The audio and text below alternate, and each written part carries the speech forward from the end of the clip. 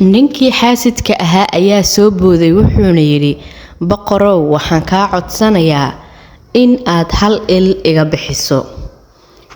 assalaamu calaykum waraxmatullaahi wabarakaatuh. dhammaan daawadayaasheena sharafta leh ee ku xiran janalkeena soo dhawaada walaalayaal, kusoo dhawaada maalin cusub iyo muuqaal cusub oo xiiso badan.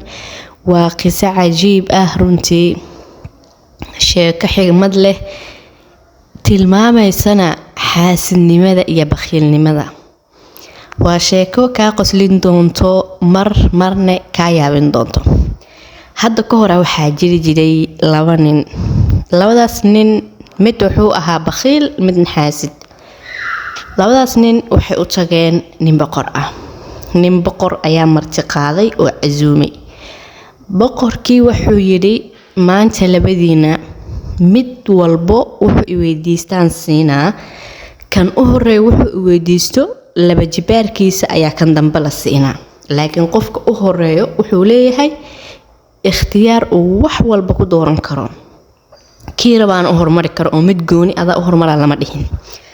labadii nin midna waa bakhiil oo qof kale waxba uma ogolo, midna waa xaasid oo qof kale waxba uma ogolo. adigu hormar iyo adigu hormar ay waqtigii ku dhameeyeen.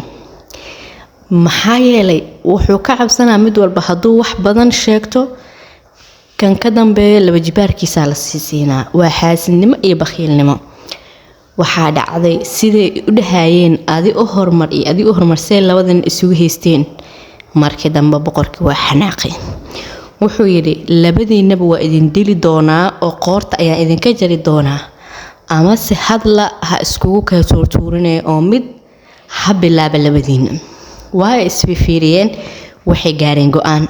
mid ayaa yidhi boqorow aniga ayaa hormaraayo, waxaana kaa codsanayaa indhahayga mid ka mid ah inaad iga tuurto.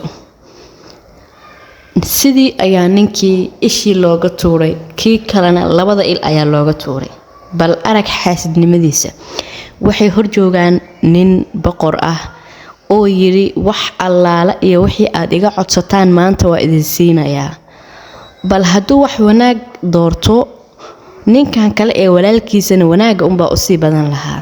halahaas xaasidnimo iyo bakhiilnimo darteed ayuu midna illa-aan ku noqday, midna labada indhood ku beelay. ayagoo horjoogaan alle subxaana watacaala ayaa boqor ahe. boqorkii magaalada ayagoo horjoogaan oo taajiriin noqon karo oo hanti adduunye heli karo ayay xubnahoodii isdhaafiyeen. taasi waxay ku tusinaysaa dhibaatada ay leedahay bakhiilnimada iyo xaasidnimada. haddaba walaal quruxda badan, sheekadeena maanta halkaas ay ku eg tahay. waan filayaa in aad la yaabi doontaan kuna qosli doontaan. fadlan haddii aad halkan soo gaartay ku salli xabiibkeena maxamed. allahuma salli wasalim calaa nabiyina maxamed.